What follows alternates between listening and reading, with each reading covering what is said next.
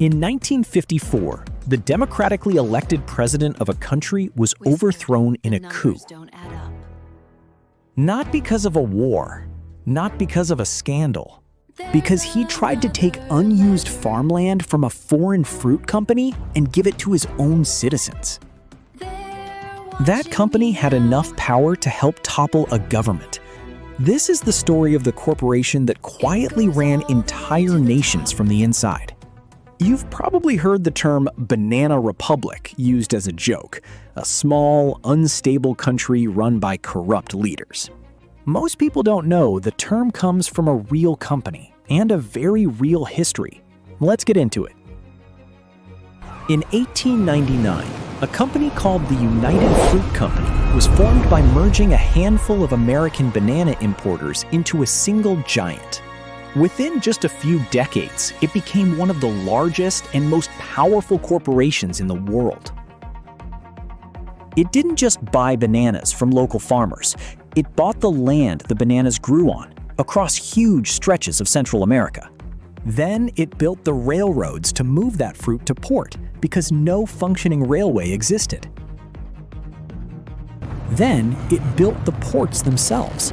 In several countries, it even controlled the telegraph lines the government relied on. In practice, United Fruit became a shadow government inside the actual government. This gave rise to a term still used today, banana republic. A country so controlled by a foreign company, its own government struggled to act independently. That term wasn't a metaphor. It described, almost literally, what had happened to these countries. Controlling the land was just the beginning. United Fruit built entire company towns where workers lived in company housing and shopped at company stores. Workers were paid in company scrip that could only be spent on company property.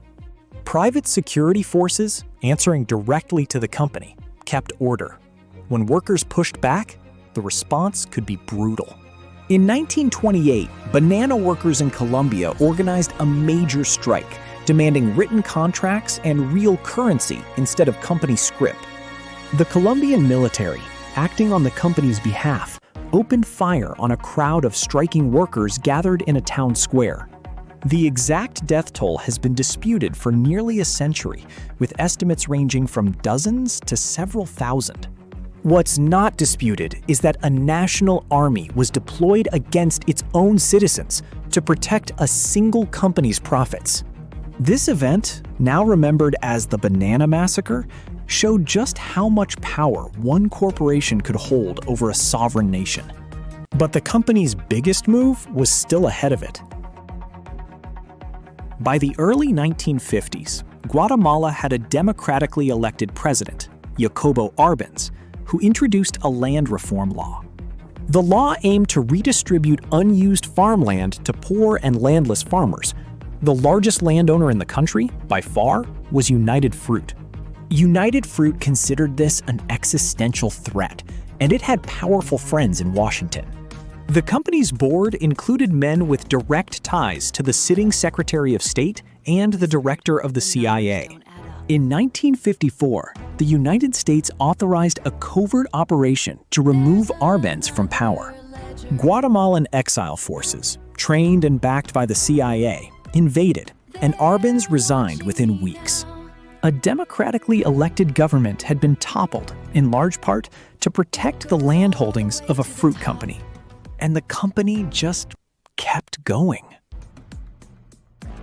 United Fruit continued operating for decades, eventually rebranding in the 1990s under a name most people recognize today, Chiquita. The company later admitted to making payments to a violent paramilitary group in Colombia, resulting in a major federal fine. The banana on your kitchen counter has, in a very real sense, a body count and a coup attached to its history. A fruit company once had enough power to help topple a president, and most people who eat that fruit have never heard the story. Subscribe for more stories history class skips.